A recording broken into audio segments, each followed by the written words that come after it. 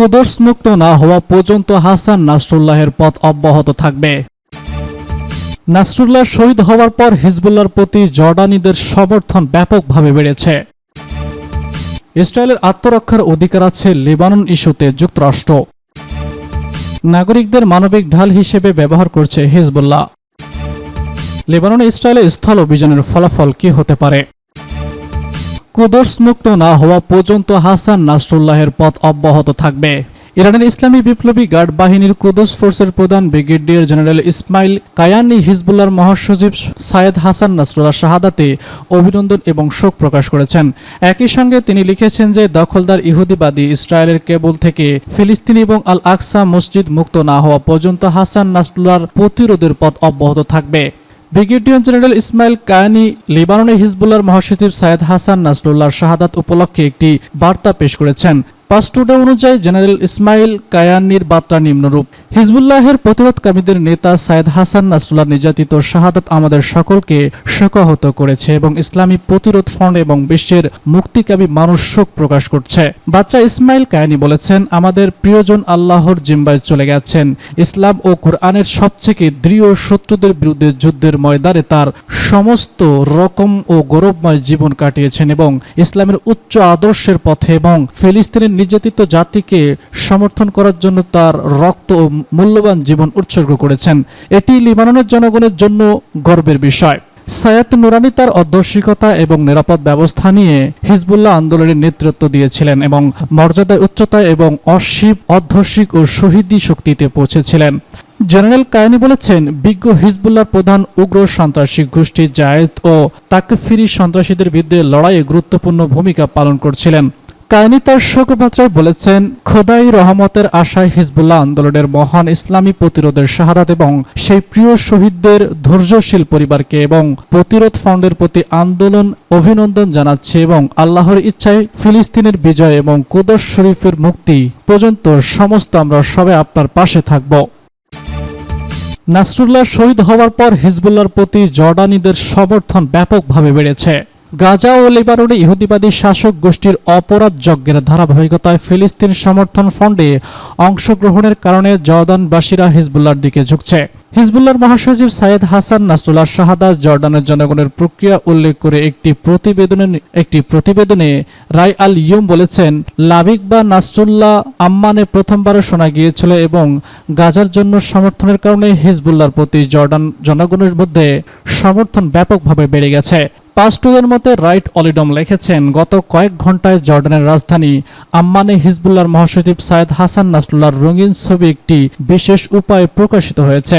এই মিডিয়া লিখেছে, বৈরুতের শহরতলির কাছে হত্যার নিন্দা জানিয়ে ক্ষোভ এবং সমাবেশের সময় ঘটেছিল এবং শত শত জর্ডানবাসী বিশেষ উপায়ে নাসরুল্লাহ ছবি তুলে ধরেছিল এবং তার হত্যার নিন্দা করেছিল। এই বিক্ষোভে জর্ডানবাসী ইসরায়েলের বিরুদ্ধে স্লোগান দেয়। তাই আল নাইম তার প্রতিবেদনে আরও লিখেছে, লেবানন হিজবুল্লাহ এবং বালিক নাসরুল্লাহর প্রতি সমর্থনের স্লোগানে গাজার সঙ্গে লেবাননের ভাগ্য প্রকাশিত হয়েছে এবং এটি জর্ডানের মধ্যে প্রথমবারের মতো ঘটছে। গাজার সমীকরণ জর্ডানবাসীদের মধ্যে পরিস্থিতিকে অশান্ত করেছে এবং গাজার প্রতি এই আন্দোলনের সংহতির কারণে জর্ডানে হিজবুল্লাহর জনপ্রিয়তা বেড়েছে।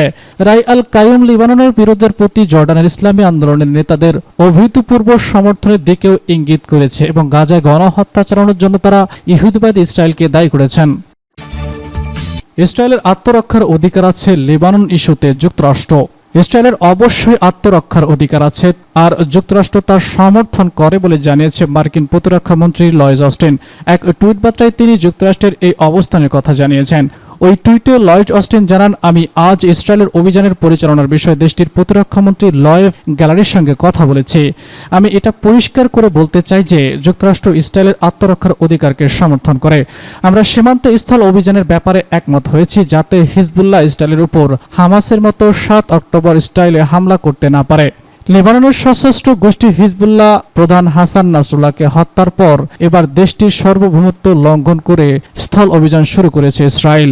এই অবস্থায় হিজবুল্লাহর পক্ষে ইসরায়েলের বিরুদ্ধে যে কোনো আগ্রাসী পদক্ষেপ নিতে পারে ইরান, এমন শঙ্কায় ইরানকেও হুঁশিয়ারি করল মার্কিন প্রতিরক্ষামন্ত্রী লয়েড অস্টিন। ইসরায়েলের উপর হামলা চালালে ইরানকে ভয়াবহ পরিণতি ভোগ করতে হবে বলে জানিয়েছেন তিনি পুনরায় নিশ্চিত করছেন যে সীমান্তের উভয় পাশে বেসামরিক নাগরিকরা যাতে নিরাপদে বাড়ি ফিরতে পারেন তা নিশ্চিত করার জন্য একটি কূটনীতিক সমাধান প্রয়োজন। অস্টিন বলেছেন, ইরান যদি ইসরায়েলের বিরুদ্ধে সরাসরি সামরিক হামলা চালানোর পথ বেছে নেয় তাহলে আমি ইরানের গুরুতর পরিণতির কথা ব্যক্ত করছি। নাগরিকদের মানবিক ঢাল হিসেবে ব্যবহার করছে হিজবুল্লাহ। লেবাননের দক্ষিণ অঞ্চলের সীমান্ত এলাকায় ইরান সমর্থিত শক্তিশালী সশস্ত্র গোষ্ঠী হিজবুল্লাহর লক্ষ্যবস্তুতে নিশানা করে স্থল অভিযান শুরু করেছে ইসরায়েল। মঙ্গলবার সেনাবাহিনীর এক বিবৃতিতে এই তথ্য নিশ্চিত করেছে। বিবৃতিতে বলা হয়েছে, দক্ষিণ লেবাননের সীমান্তে সংযুক্ত গ্রামগুলোতে হিজবুল্লাহর লক্ষ্যবস্তুতে কয়েক ঘন্টার আগে বিমান হামলা চালানো হয়েছে। বিমান বাহিনী ও গোয়েন্দা বাহিনী এই অভিযানে স্থল বাহিনীকে সহযোগিতা করছে। এ নিয়ে এই মধ্যে ইসরায়েলের প্রতিরক্ষা বাহিনীর মুখপাত্র দাবি করেছেন, লেবাননের উত্তরাঞ্চলে হিজবুল্লাহর সঙ্গে তীব্র লড়াই চলছে। তিনি সেখানকার নাগরিকদের যানবাহনে চলাচল না করার জন্য আহ্বান জানিয়েছেন। সামাজিক যোগাযোগ মাধ্যম এক্সে তিনি বলেছেন, দক্ষিণ লেবাননে হামলা চালানোর জন্য হিজবুল্লাহ বেসামরিক লোকদের মানবিক ঢাল হিসেবে ব্যবহার করছে। এদিকে ইরানকে কড়া ভাষায় বার্তা দিয়েছে যুক্তরাষ্ট্র ও ইসরায়েল। মার্কিন প্রতিরক্ষামন্ত্রী লয়েড অস্টিন ও ইসরায়েলের প্রতিরক্ষামন্ত্রী ইয়েভ সতর্ক করে বলেছেন যে ইরান যদি সরাসরি ইসরায়েলে মিলিটারি হামলার চেষ্টা চালায় তাহলে দেশটিকে সরাসরি পরিণতি ভোগ করতে হবে। লেবাননে ইসরায়েলের স্থল অভিযানের ফলাফল কি হতে পারে? লেবাননের সশস্ত্র সংগঠন হিজবুল্লাহ ও ইসরায়েলের মধ্যে সংঘাত গত কয়েক বছর না গেলেও কয়েক মাস ধরে বাড়ছে। ফিলিস্তিনের গাজা ইসরায়েলি বাহিনী চলমান আগ্রাসনে এটি আরও বেড়ে গেছে। একসময় যা ধারণা করা হয়েছিল এখন সেটি বাস্তবে উঠে এসেছে। সেটি হলো হিজবুল্লাহ ও ইসরায়েলের মধ্যে পুরোদমে যুদ্ধ শুরু হতে যাচ্ছে। এটা কম বেদনাদায়ক বিষয় নয়। গত 13 দিন হিজবুল্লাহ ইসরায়েলি সামরিক বাহিনীর মধ্যে সহিংসতা বেড়েছে নাটকীয়ভাবে। লেবাননের দক্ষিণে ও রাজধানী বৈরুতের অংশ বিশেষে ইসরায়েল সম্প্রতি যে বিমান হামলা শুরু করেছে তার কয়েকদিন আগে এক গুপ্ত হত্যা পরিকল্পনা কার্যকর করে ইসরায়েলি গোয়েন্দা সংস্থা মোসাদ। পরিকল্পনা মতে হিজবুল্লাহর সদস্যদের অব্যাহত হাজার হাজার পেজার ও ওয়াকি-টকি বিস্ফোরণ ঘটানো হত্যা কয়েকজন নিহত হন, তাতে আহত হন আরও বেশ কয়েকজন। এরপর ঘটল দুই পক্ষের মধ্যে বিমান হামলা ও প্রতিরোধমূলক রকেট ছোড়ার ঘটনা।